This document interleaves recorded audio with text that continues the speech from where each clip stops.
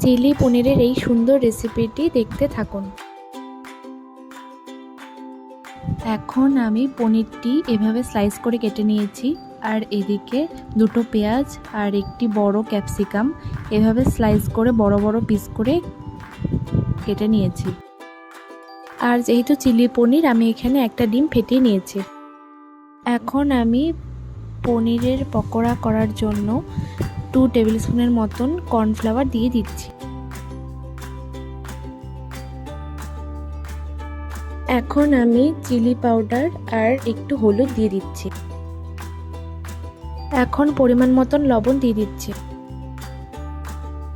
এরপরে আমি পরিমাণ মতন হলুদ আর লঙ্কার গুঁড়া দিয়ে ম্যারিনেট করে নিচ্ছি।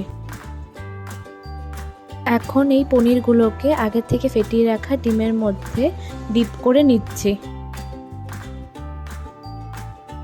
এখন পনিরের পকোড়াগুলো আমি তেলের মধ্যে একটা একটি করে ভেজে নিচ্ছি।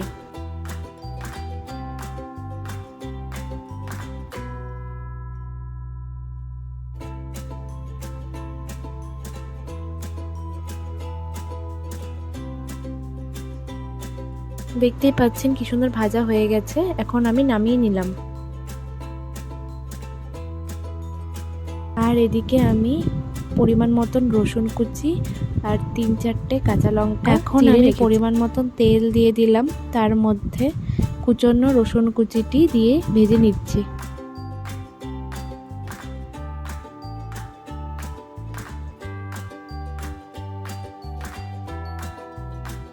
ভালো মতো রসুন ভাজা হয়ে গেছে।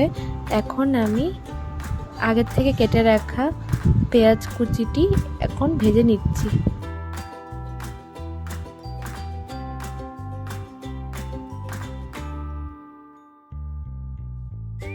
এখন পরিমাণ মতন চিনি দিয়ে দিচ্ছি।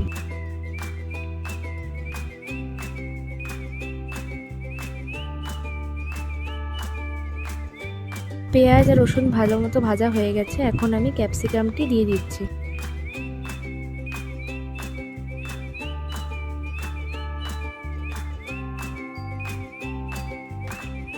এখন এখানে 1 টেবিল স্পুনের মতো সয়া সস, 1 টেবিল স্পুনের মতন টমেটো সস দিয়ে দিচ্ছি।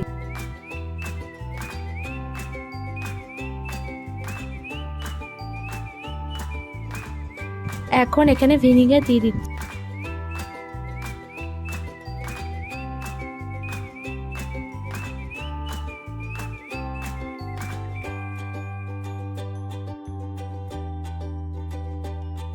ভালো মতো ভাজা হয়ে গেছে সব। এখন পরিমাণ মতো নুন দিয়ে দিচ্ছি।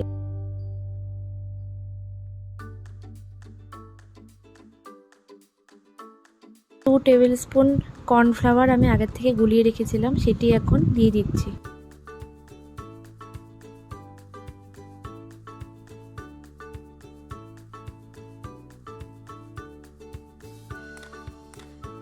এখন ভেজে রাখা পনিরগুলো আমি এর মধ্যে দিয়ে দিচ্ছি, দিয়ে নাড়িয়ে নিচ্ছি।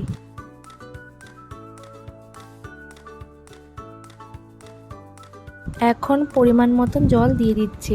এখন আমি 2 মিনিটের জন্য ঢাকনা দিয়ে ঢেকে রাখছি।